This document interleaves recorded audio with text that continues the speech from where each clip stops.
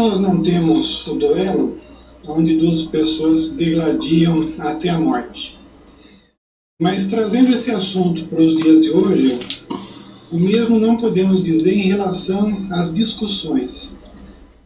Então, embora não nos matemos nas discussões, nós trocamos muitos fluidos negativos.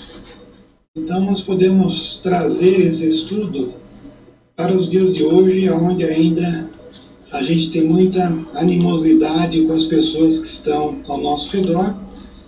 E isso é uma falta de caridade e, ao mesmo tempo, de imaturidade, né? Porque você não precisa discutir com ninguém, né? Se a pessoa quiser ter um pensamento diferente, você respeita do mesmo jeito que você deve querer ser respeitado. Vamos à primeira pergunta. Na época de Kardec tinha duelo ainda, né? Ou não? Acho que já tinha sido abolido já. O duelo pode ser considerado como um caso de legítima defesa. Então, uma pessoa ofende a outra, aí eles marcam para se duelar, né? Até a morte. Isso seria legítima defesa? Não, né? Legítima defesa é quando alguém vem te matar e você se defende. Aqui é outro caso. De caso pensado, você foi fazer uma luta até a morte.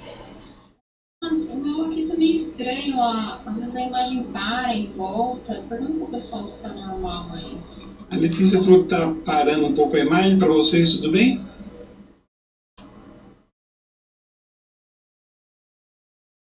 Estava meio parado, meio com problema aqui, mas agora para mim já melhorou. Se tiver algum problema, vocês falam.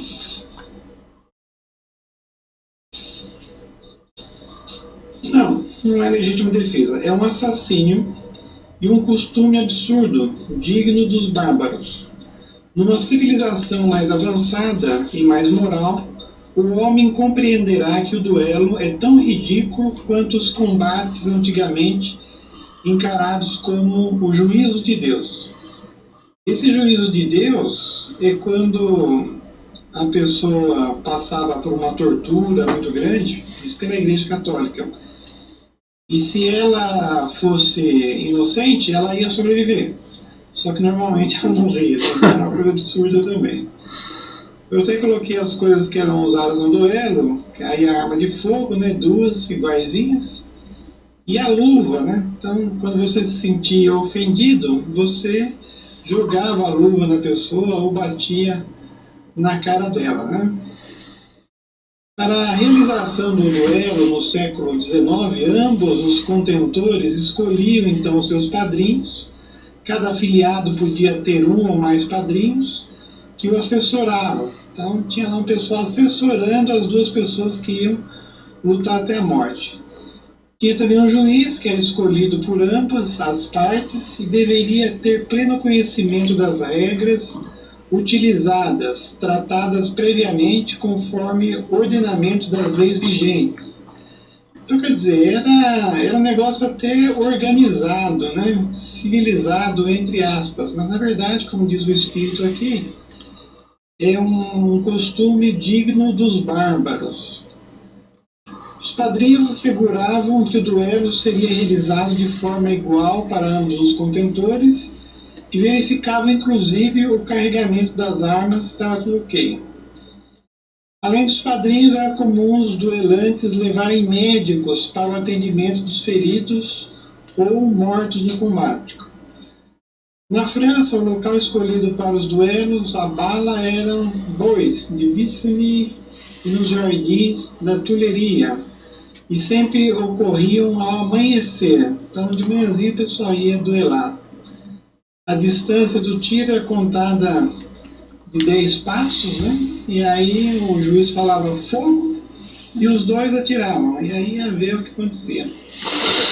É interessante que no Uruguai a lei permitiu o duelo até o ano de 1980. Foi o último país a abolir o duelo.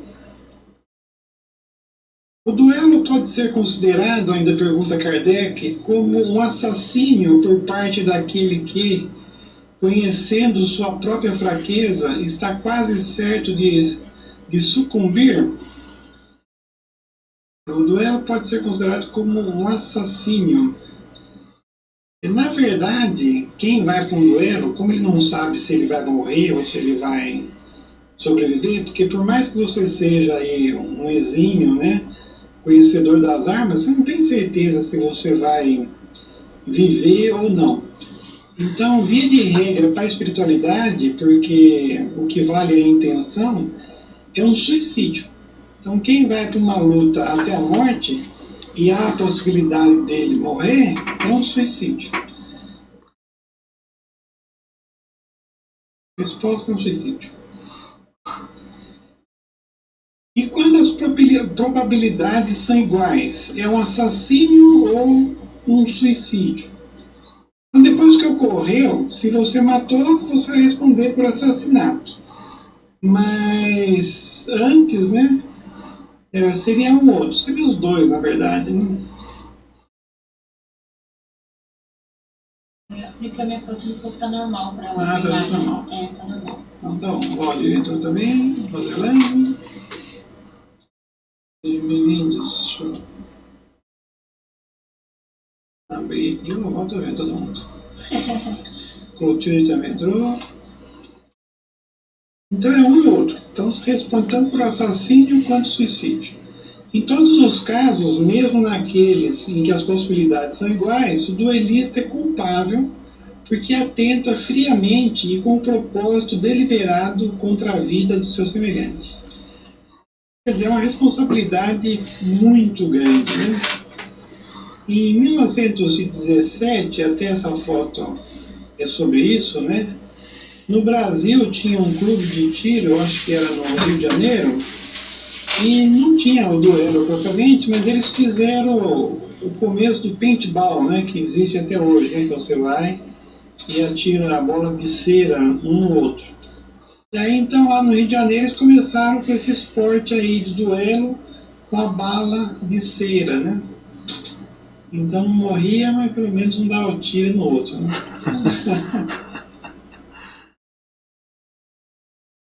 Em segundo lugar, porque expõe a sua própria vida inutilmente e sem proveito para ninguém.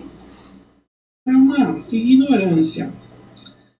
Qual o valor do que se chama o ponto de honra em matéria de duelo? Então, na verdade, isso começou com os nobres lá na Europa. Eles, quando se sentiam ofendidos, né, quando a sua honra estava em jogo, eles provocavam outra pessoa para um duelo.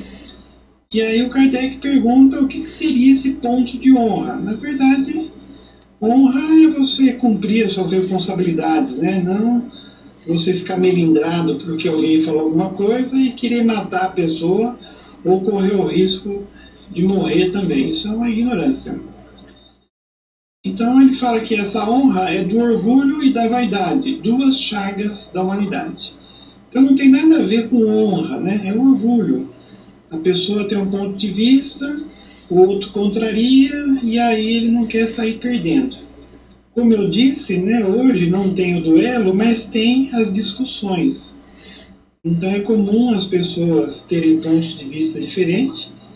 Até diz que em matéria de religião e política é bom nem entrar nessas discussões porque fica feio, né? Você perde amizade, perde parente. Até tem eleições, né, que depois da eleição vários parentes ficam brigados, porque durante as eleições, como tem agora as redes sociais, o pessoal fica falando a sua preferência política e brigando com as outras pessoas. E aí até ter eleição. Aí depois que termina a eleição, as discussões ficaram tão acirradas que as pessoas ficam brigadas por um tempo. Demora para voltar, né? Então, quer dizer, é uma infantilidade. Então, o bom seria as pessoas discutirem civilizadamente. Então, eu tenho opinião, você tem a sua, eu respeito a sua e gosto que a minha seja respeitada. Mas isso não acontece quando os espíritos são inferiores, né? Sempre cada um tem um ponto de vista, não consegue ver o ponto de vista da outra pessoa e para expor o seu ponto de vista, muitas vezes melindra, né, ofende a outra pessoa. Mas não há casos em que a honra está verdadeiramente empenhada e a recusa seria uma covardia? Então, às vezes, realmente a pessoa se sente ofendida, né? Por exemplo, você tem um filho, um cônjuge, e aí alguém faz uma coisa muito ruim para esse seu parente, e você tem a sua honra aí verdadeiramente atacada. Mas, à medida que as ideias vão evoluindo, as pessoas vão respeitando uns aos outros, né? E mesmo quando a pessoa faz algum comentário inferior, né?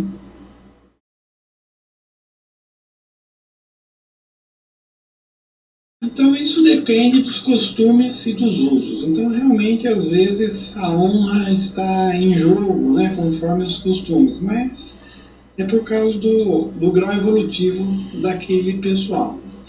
Cada país e cada século tem o respeito, uma maneira diferente de ver. Na época de Jesus, por exemplo, a gente vê uma descrição no Evangelho que tinha a palavra raca, né? Que é você dizer que a pessoa era muito inferior. Então, se você dissesse raca para alguém, era coisa de morte também, né? Nós mesmo aqui tem uma palavra que eu não vou citar, que se você falar também ofende bastante a outra pessoa, né? Agora que eu lembrei. Quando os homens forem melhores e moralmente mais adiantados, compreenderão que o verdadeiro ponto de honra está acima das paixões terrenas e que não é matando ou se fazendo matar que se repara uma falta. Resposta maravilhosa do espírito, né? Realmente espíritos muito elevados colaborando aí com Allan Kardec. A mais grandeza e verdadeira honra em se reconhecer culpado quando se erra, ou em perdoar quando se tem razão, e em todos os casos em não se dar importância aos insultos que não podem atingi-los. Então, o que pensam as outras pessoas, e muitas vezes erroneamente, não deve nos atingir se a gente tem um certo equilíbrio moral. Mas muitas pessoas, elas têm uma como é que se fala? Uma ideia de si mesmo, como é que fala? Uma autoestima muito baixa, e aí basta alguém falar uma coisinha e ela se melinda. Então o problema não é a pessoa que está ofendendo ela, é que ela é desequilibrada e qualquer coisa que falarem ela se desequilibra, né?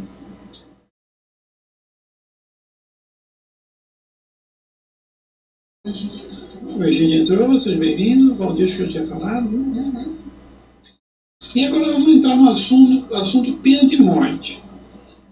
A gente admira muito Allan Kardec, né, pelas perguntas que ele fez aqui no Livro dos Espíritos.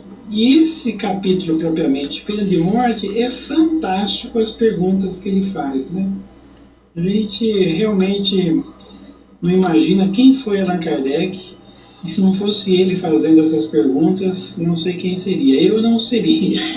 Eu não imagino esse tanto de pergunta que ele faz, né? Ele começa dizendo assim, sobre pena de morte. Hoje, ao contrário do duelo, existe ainda a pena de morte em muitos países, né? A pena de morte desaparecerá um dia da legislação humana?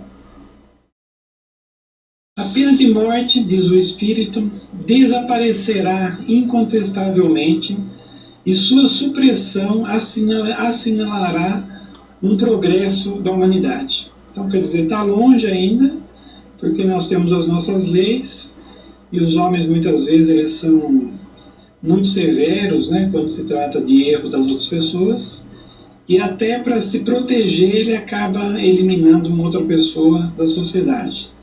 Mas é um pensamento de espíritos ainda inferiores que não conseguem resolver os seus problemas sociais a não ser de uma maneira violenta.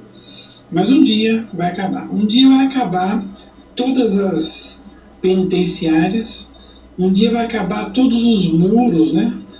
A gente vive todo mundo cercado, né? Então tem que ter muro na frente de casa, tem que ter cerca elétrica, tem que ter câmera. Muitas pessoas, aqueles que têm condições, e no caso têm mais bens materiais, vivem em oásis, né, que são os condomínios, estão fechados, né, cheio de muro, de segurança, e só entra as pessoas que conseguiram comprar um terreno ali, uma casa naquele local. No futuro não vai existir nada disso, né? Não vai precisar de muros, de segurança, nem de prisão e nem de armamentos bélicos, né? Porque ninguém vai ser capaz de fazer o mal para o outro. Mas hoje está longe ainda. No Brasil acaba de ser adotado, né, a lei de porte de arma, né?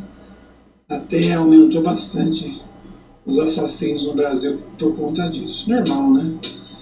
Depois diminui. No Brasil não temos a legislação da pena de morte, diz a Ivana, mas temos facções criminosas que utilizam utilizam julgamento da pena de morte. Exatamente. Então, se você tiver dinheiro, você consegue matar alguém se você quiser, né? Então acaba tendo a pena de morte indiretamente, os próprios assassinos, né? E tem a pena de morte no Brasil em caso de guerra. Então, se tiver uma guerra, se os governantes decidirem que tem que guerrear com o país vizinho, você é obrigado a ir. Se você não for, você pode morrer. Então, ainda o Brasil tem essa pena de morte nesse caso. Quando os homens forem mais esclarecidos, a pena de morte será completamente abolida da terra. Os homens não terão mais necessidade de ser julgados pelos homens. Falo de uma época que ainda está muito longe de vós.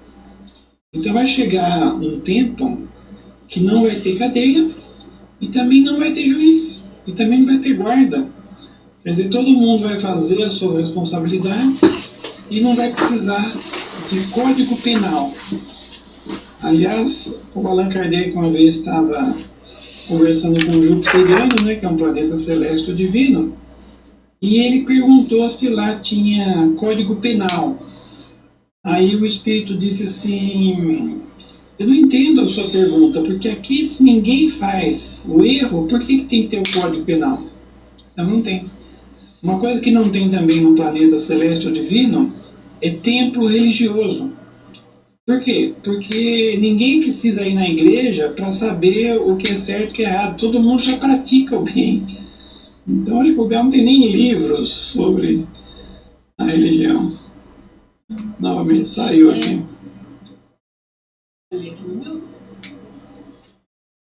Nossa, eu consigo pôr aqui. Pode falar você, Lê. A Africano falou assim: pena de morte ainda está associada a uma constituição evoluída. Muitos países tendem a se orgulhar e outros copiar. Sim, estamos longe, muito longe dessa mudança. E, na verdade, esses países de primeiro mundo, eles provam que de primeiro mundo eles só têm a inteligência e o dinheiro.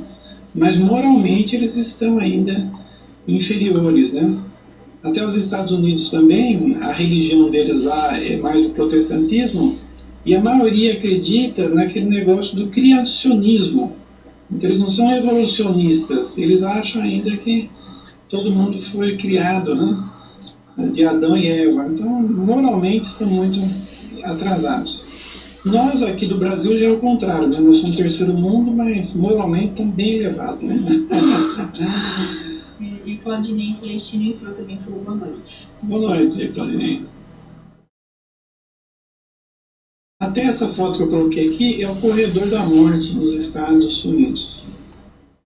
Até se você for ver lá nos Estados Unidos, para a pessoa que é condenada à morte, ele não fica assim nesse corredor, né? Não, isso é uma ilusão, né? Ele fica lá no apartamento, ele pode receber visita. Visita é bem restrito, mas principalmente quando ele vai morrer, ele pode conversar com a família, falar as últimas coisas. E dá um tempo bem grande para a pena ser cumprida, Porque o problema da pena de morte é que muitas pessoas foram punidos com pena de morte e depois descobriu que é inocente, né? Então, se você tem a pena máxima ainda, que fica preso para sempre, aí se você julgado inocente, você é libertado, né? Até no Brasil tem um caso dos irmãos Neves, e eles foram acusados de um crime, né, de ter matado uma pessoa, e foram condenados à prisão perpétua. Mas aí passou uns 15 anos, a pessoa que eles tinham sido condenados, que tinha sido morrida, apareceu na cidade, tá vivo. Aí eles foram libertos e o governo estava dando uma indenização enorme para eles, né? Eu acho que eles ficaram uns 15 anos presos. Quem tiver internet aí veja quantos anos os irmãos Neves injustamente ficaram presos. Acho que foi mais de 15 anos. E se pudesse ter a pena de morte, estariam mortos. E aí? O progresso social ainda deixa muito a desejar, mas seríamos injustos para com a sociedade moderna se não víssemos um progresso nas restrições impostas à pena de morte entre os povos mais adiantados e a natureza dos crimes aos quais se limita a sua aplicação. Sabe que eu li a pergunta? Não. Só continuando a resposta.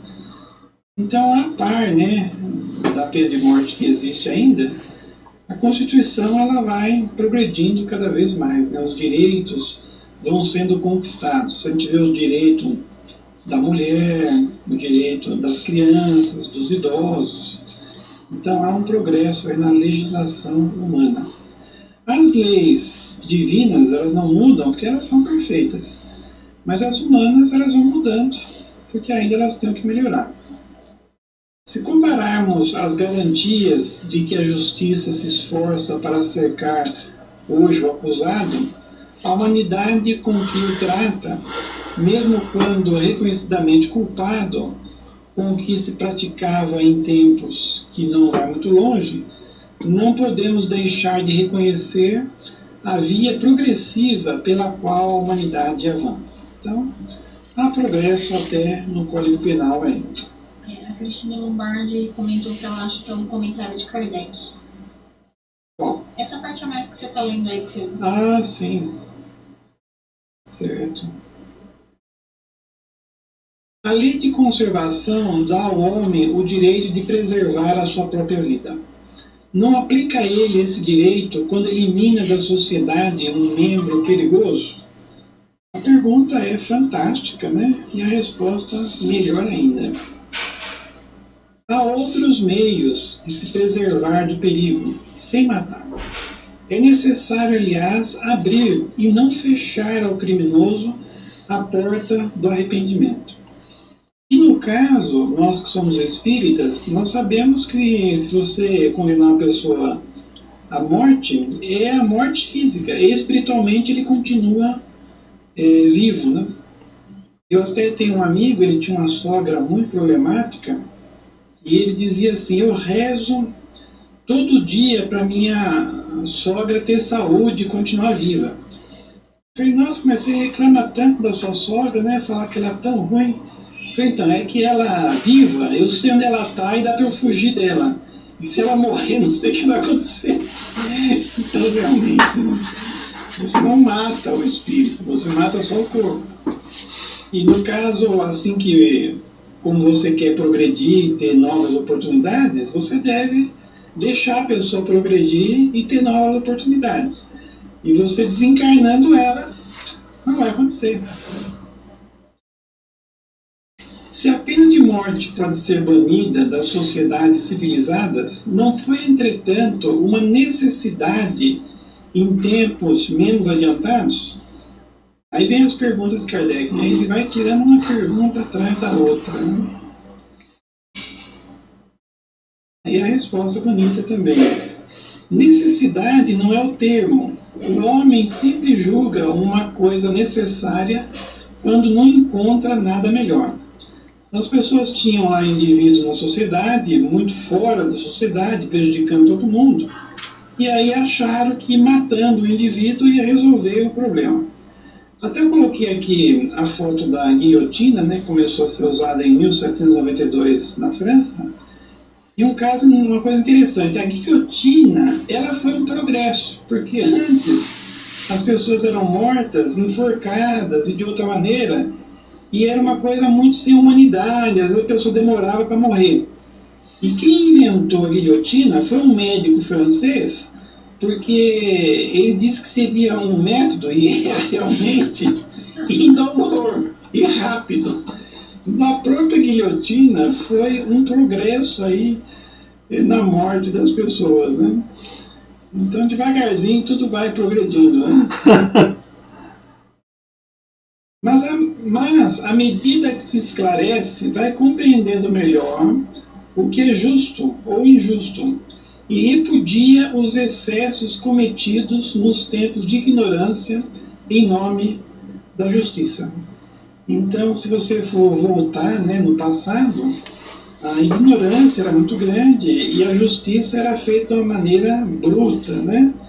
Então, hoje, cada vez mais, os direitos são respeitados e as pessoas não são agredidas, ao contrário, elas são bem tratadas, né? Como eu coloquei a foto dessas crianças aí.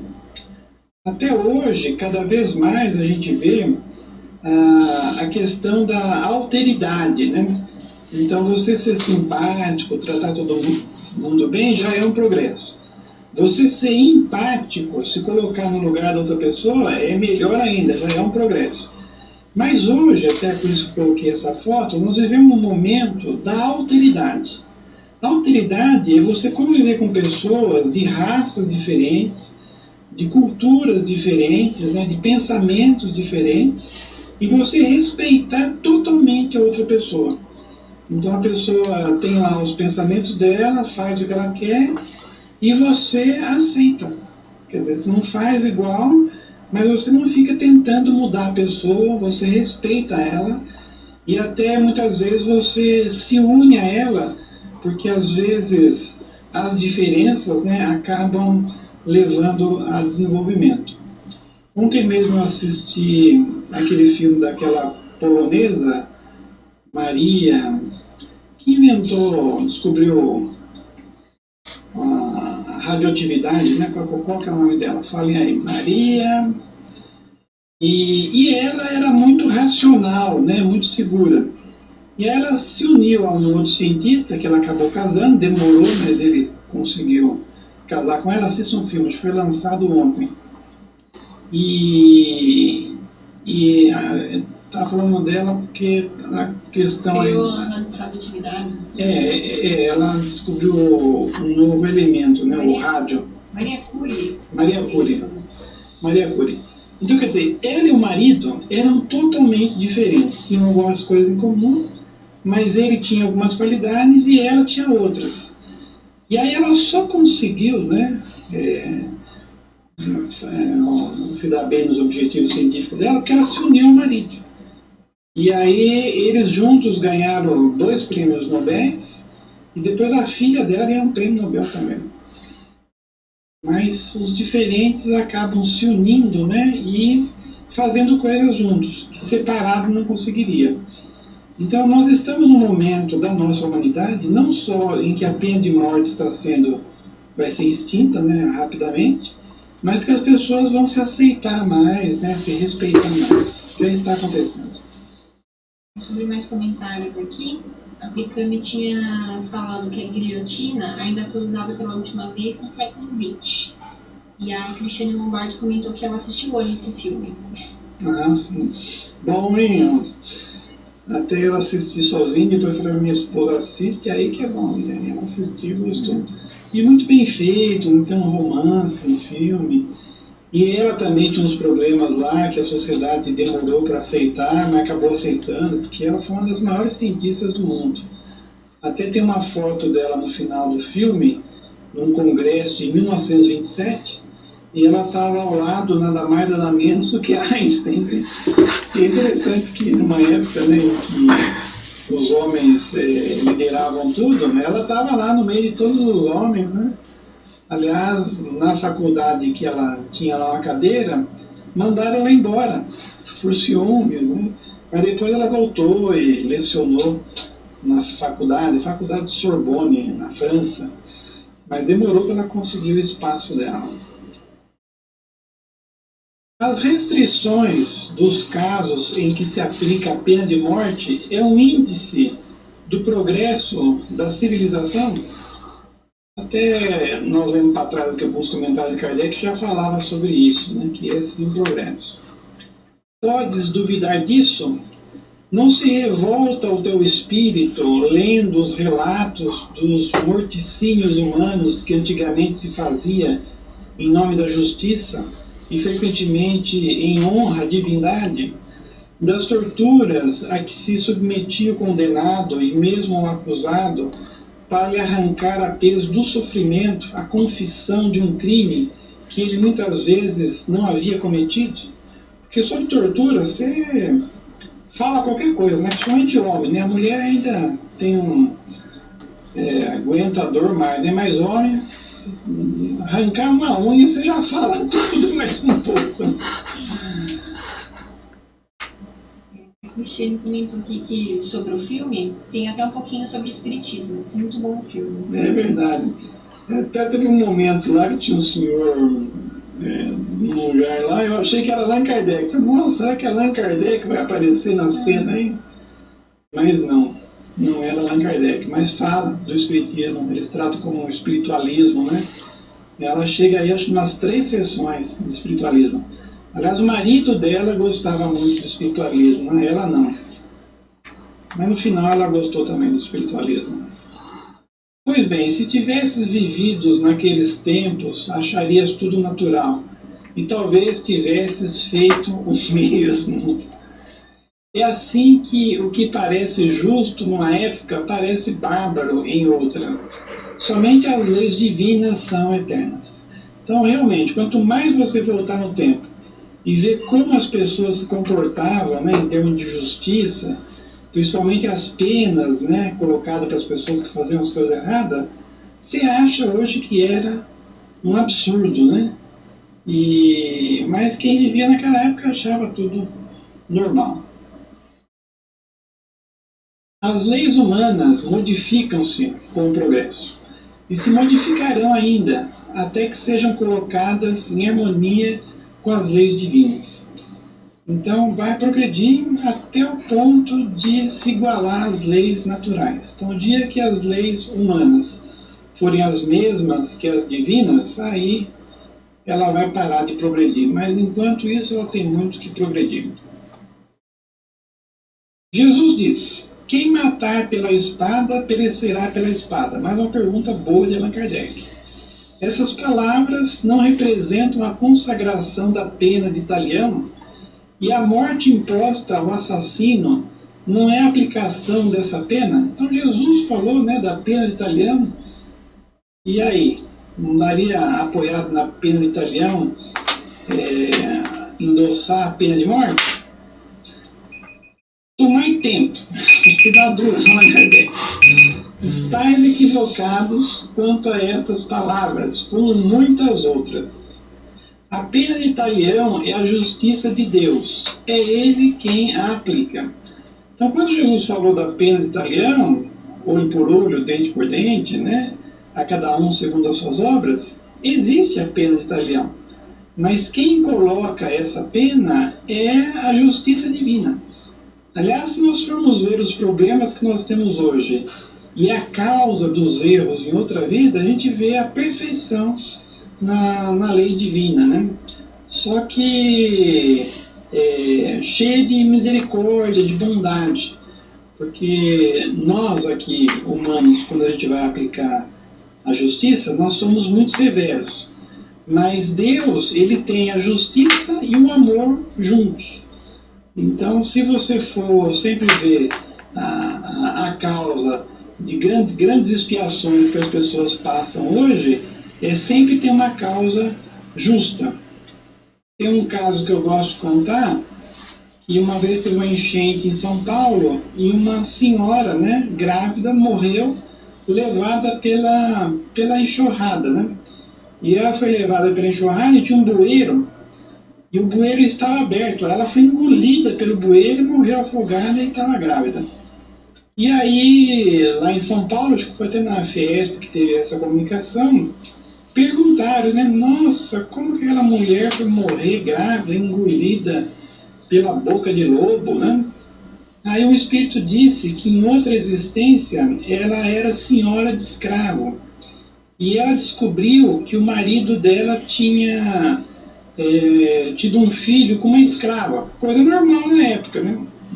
Todas as escravas era propriedade dele, podia fazer o que ele quisesse. Mas ela, por ciúmes, não gostou. Aí ela pegou o capataz dela, que fazia todas as vontades dela, e expulsou a moça da propriedade com o filho recém-nascido. Só que detalhe, estava chovendo e o rio estava correndo muito rápido, e ela fez com que o capataz obrigasse ela a atravessar a nado o rio. Mas não deu, né? Ela entrou no rio e morreu afogada com a criança. Aí agora em São Paulo, há pouco tempo atrás, essa mulher morreu engolida lá pela boca de lobo. E estava com uma criança no seu ventre. Quem que era a criança? O capataz, né? Então, quer dizer, aí a lei de Talião, olho por olho, dente por dente. Mas Deus sabe aplicar essa lei. Muitas vezes, antes de vir essas consequências, ele dá oportunidade da pessoa reparar os erros de outra maneira, né? Aí só quando ela insiste mesmo em continuar fazendo as coisas erradas é que as consequências são muito pesadas. Tem 2 comentários aqui. Sim. A Marilene ainda sobre o filme. Ela falou que a Maria Curie descobriu o elemento químico polônio, que recebeu esse nome porque ela era polonesa. E o rádio também, né? Foi 2. Foi o rádio e o polônio. Foi 2. Até quando eles foram na Academia de Ciências lá da França, né? E falaram, a gente descobriu não um, mas 2 elementos novos. Eles pensaram, imagina, né? E realmente descobriram. E tenho mais um comentário aqui da Ivana. Lembrei do filme A Cabana, na parte em que conversam sobre como Deus ama todos os filhos, sente o mesmo amor por todos, pois todos são seu filho. Sim, Deus tem, né, essa ideia, né, de amar todo mundo igualzinho. Só que a gente não consegue ver as pessoas como filhos, né, vê as pessoas como inimigas. Então, como nós temos o interesse pessoal, o egoísmo muito forte, a gente quer se dar bem, a gente quer felicidade, a gente quer prazer, a gente quer conforto. E se tiver alguém na sociedade que vai contra isso, você até mata a pessoa. Todos vós sofreis a cada instante essa pena, porque sois punidos naquilo em que pecais, nesta vida ou em outra. Então a pena de talião é uma consequência constante em nossas vidas, que é a lei de causa e efeito, como dizia Jesus, a cada um segundo as suas obras. Ou aquele livro, O Poder de Atração, né? Então você sempre atrai o que você merece. Aquele que fez sofrer o seu semelhante estará numa situação em que sofrerá o mesmo. Então, Deus ele aplica essa lei constantemente, mas nós, se formos querer aplicar e matando outra pessoa, muitas vezes vamos ser injustos. Então nós não temos a condição de colocar a pena de morte, porque a nossa justiça, né, ela é falha e a gente corre o risco de matar quem não merece. Na verdade, você não pode matar ninguém.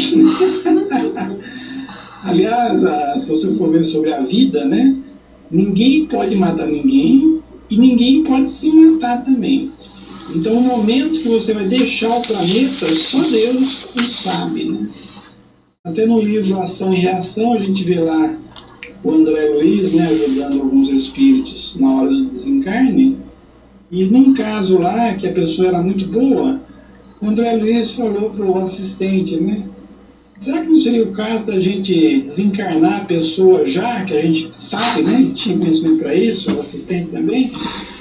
Aí o assistente disse, então, nós viemos aqui para ajudar essa pessoa, ao contrário, não desencarnar ela, nós viemos para acalmar ela, e ela sofreu o mínimo nesse momento, que ela tem merecimento de ajuda.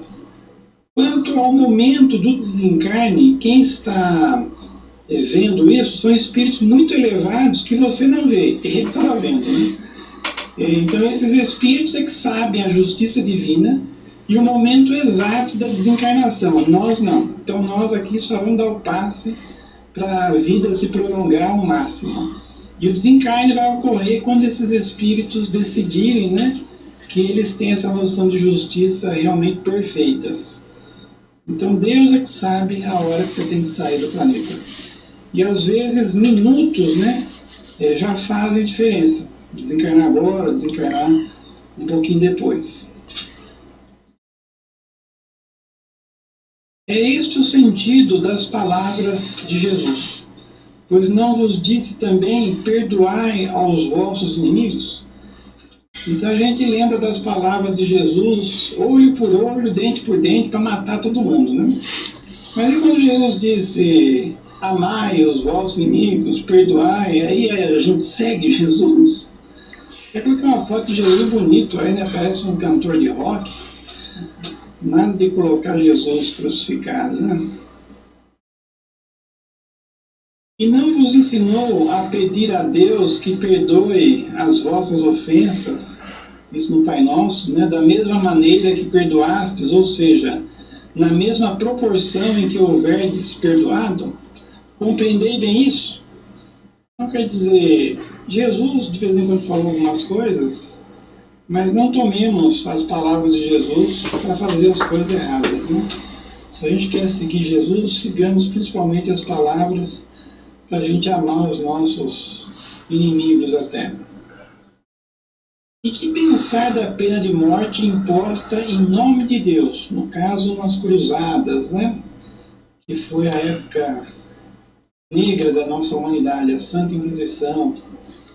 Isso equivale a tomar o lugar de Deus na prática da justiça.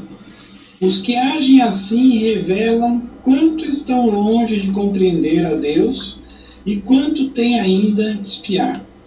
Então não só não compreenderam Deus, como pagarão caro, né? Porque vieram como missionários de Deus para ajudar as pessoas a se espiritualizarem e por interesse matavam as outras pessoas. É um crime aplicar a pena de morte em nome de Deus. E os que fazem ou fazem são responsáveis por esses assassinatos. Então, você matar alguém já é ruim. Matar em nome de Deus, para você ficar com o dinheiro da pessoa, que é o que acontecia, porque no caso aí, a Santa Inquisição, eles perseguiam pessoas ricas, colocavam lá que eles eram hereges, que eles não seguiam a religião, mas no fundo era para ficar com o dinheiro, porque aí matava a família inteira e depois ficava com o dinheiro, né? Então, duplamente culpados. Chegamos aqui no nosso final. O próximo assunto, só para vocês verem, é a lei de sociedade. Vamos ver a necessidade da vida social. Então aqui vai ser uma propaganda do Facebook, do WhatsApp, né, que é onde nós temos a nossa vida social hoje.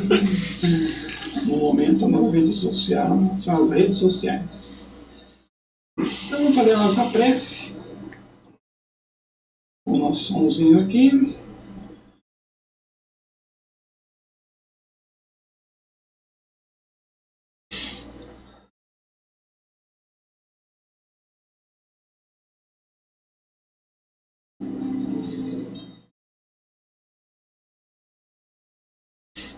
Então nós só temos que agradecer a Deus essa oportunidade, né, de estudarmos as leis divinas que falam ao nosso coração, que falam para o nosso entendimento, o que precisamos fazer para conseguir harmonia e felicidade.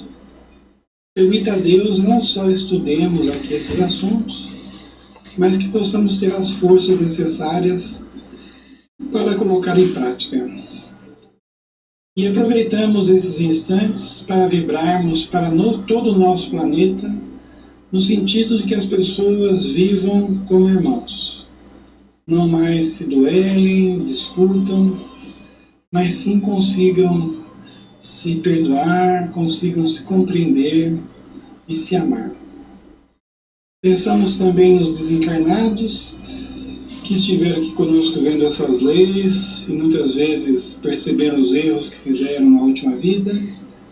Possam eles descobrir também que Deus é bom e sempre multiplica as oportunidades de aprendizado e desenvolvimento para o nosso espírito. O que não puderam fazer na última vida, poderão fazer desencarnados ou em próxima existência.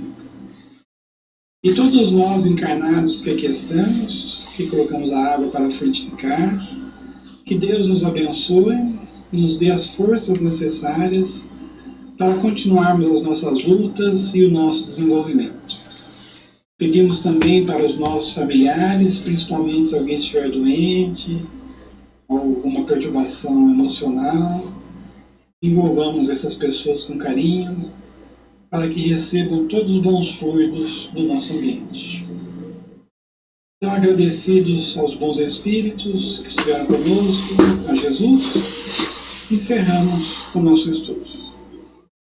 Então, obrigado a todos pela presença, pela participação, e até o próximo sábado, no mesmo horário, aqui no Facebook do Herculano Pires. Bom fim de semana a todos.